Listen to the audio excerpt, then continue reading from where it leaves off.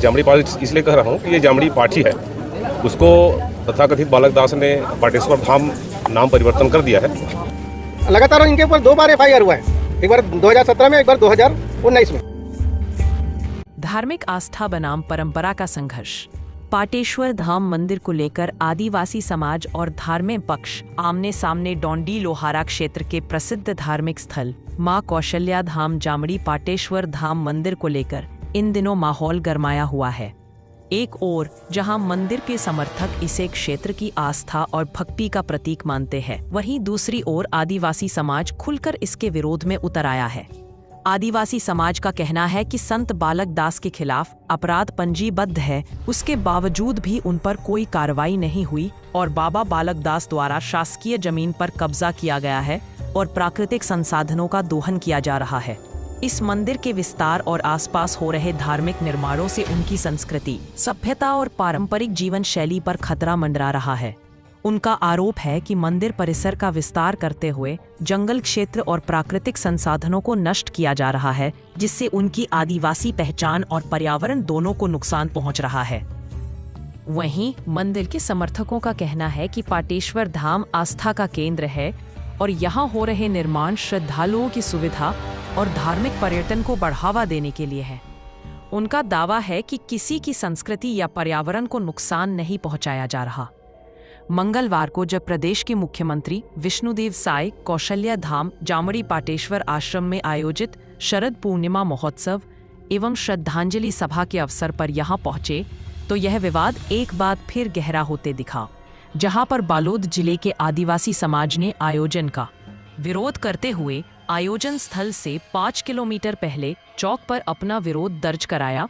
गोंडवाना समाज के अध्यक्ष प्रेमलाल कुंजाम ने बताया कि दरअसल उनका आरोप है कि बाबा बालक दास द्वारा जंगल को कब्जा किया जा रहा है और वहां पर 1 करोड़ 20 लाख रुपए की लागत से अवैध निर्माण कार्य किया जा रहे हैं, जिनको रोकने की मांग सर्व आदिवासी समाज द्वारा किया जा रहा है। और उनका कहना है कि बाबा बालक दास को यहाँ से हटाया जाए। यह आदिवासी समाज का देव स्थल है और उनका यह भी कहना है कि वर्ष 2017 से यह विवाद चल रहा है।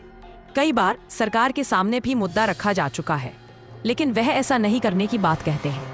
आदिवासी समाज ने कहा कि जिस जगह पर बाबा बालक दास रहते हैं उसे देव स्थल आदिवासी समाज दशकों से पूछता आ रहा है, लेकिन उन्होंने उसका नाम बदल दिया और अपने हिसाब से वहां मंदिर निर्माण कर रहे हैं। उन्होंने आरोप लगाया कि सरकार को यहाँ नहीं आना चाहिए, वह सरकार को बुलाकर अपनी बातें मनवाते हैं और आदिवासी समाज लगातार इसके खिलाफ प्रदर्शन कर रहा है और इस मुद्दे को जल्द से जल्द सुलझाना चाहिए।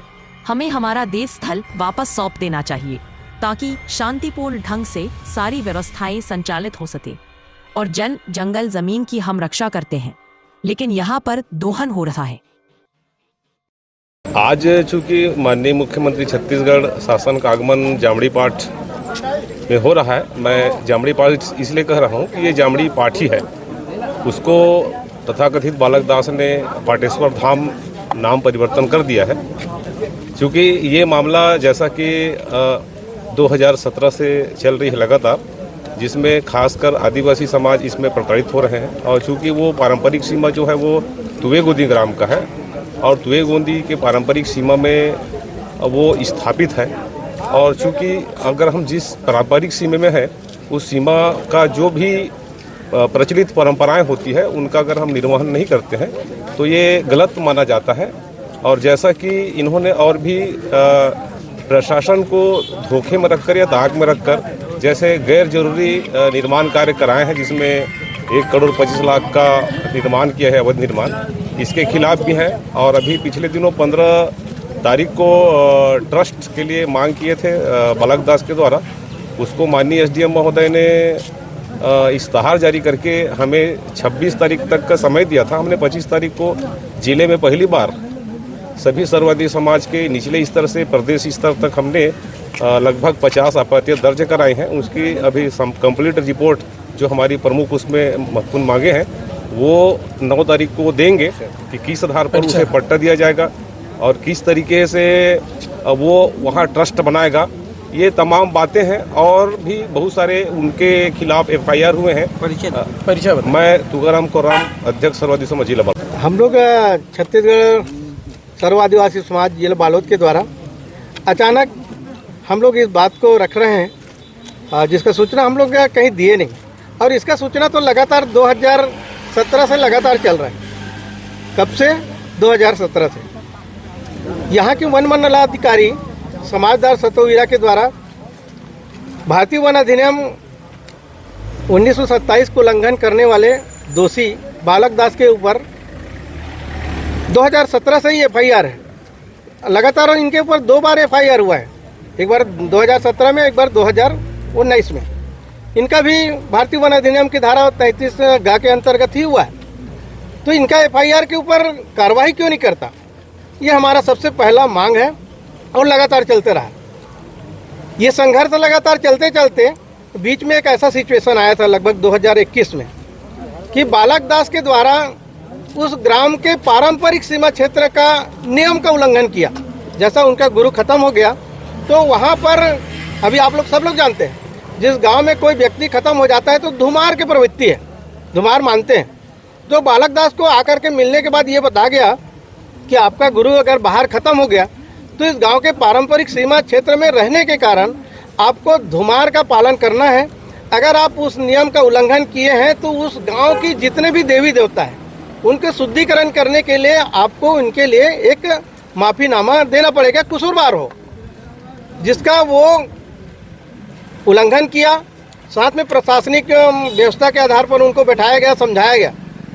सामाजिक और प्रशासनिक व्यवस्था पर प्रशासन और समाज समझा, जिस पर उसने क्या किया कि हामी तो भर दिया, लेकिन बाद में जब ये कार्यक्रम चल रहा था, पूरे देव का जब शुद्धिकरण कर रहा था, तब इसने गैर कानूनन तरीका से लोगों बाहरी तत्व को बुला करके वहाँ के ग्रामीणों के ऊपर जानलेवा हमला करवा दिया।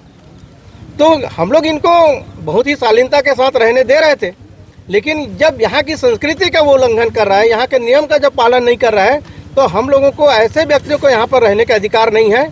इसलिए हम इनको, सरकार को बता रहे हैं कि इनको आप भगाइए, नहीं तो यहाँ का संस्कृति, यहाँ की वातावरण तो ये बिगाड़ने का जिम्मेदार ये होगा।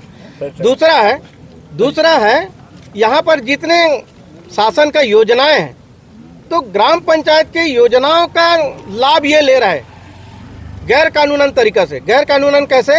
उनके नाम में न जमीन है, ये तो खुद अवैध तरीका से रह रहा है। तो शासन इनको 1,25,00,000 का योजना का क्यों इनको दुरुपयोग करवा रहा है? तो हम शासन को भी बहुत बार आगाह कर चुके हैं, लेकिन शासन बार बार इनके बुलावे पे आ जाता है और हम लोगों को आश्वस्त करता है कि मैं गलत काम नहीं करूंगा। लेकिन अभी इसको हम लोग जो भी निर्माण हो रहा था अधूरा, जैसे ये कौशल्या धाम वगैरह, और क्या श्रद्धांजलि देने के लिए किसका मूर्ति बनाए हम तो देखे नहीं है। तो ऐसे ऐसे कार्यक्रम में आप लोग मत आइए। लेकिन सरकार क्या बोलता है, जब ये उनके पास जाता है, उनका हाथ पैर जोड़ता है, क्या बोलता है, मैं आपको पट्टा दे दूंगा। अरे आप आम आदमी को पट्टा देने के लिए बहुत सारे परीक्षण करवाते हैं कि आप उस गांव में रहते हैं कि नहीं, कब से वो खा रहे हैं, कब क्या है। तो अनलीगल काम को ये आश्वस्त करता है और सरकार बार बार आते रहता है। अभी वर्तमान में जो आया था, ट्रस्ट बनाने का बात आया, ये श्रद्धांजलि देने नहीं आ रहा है।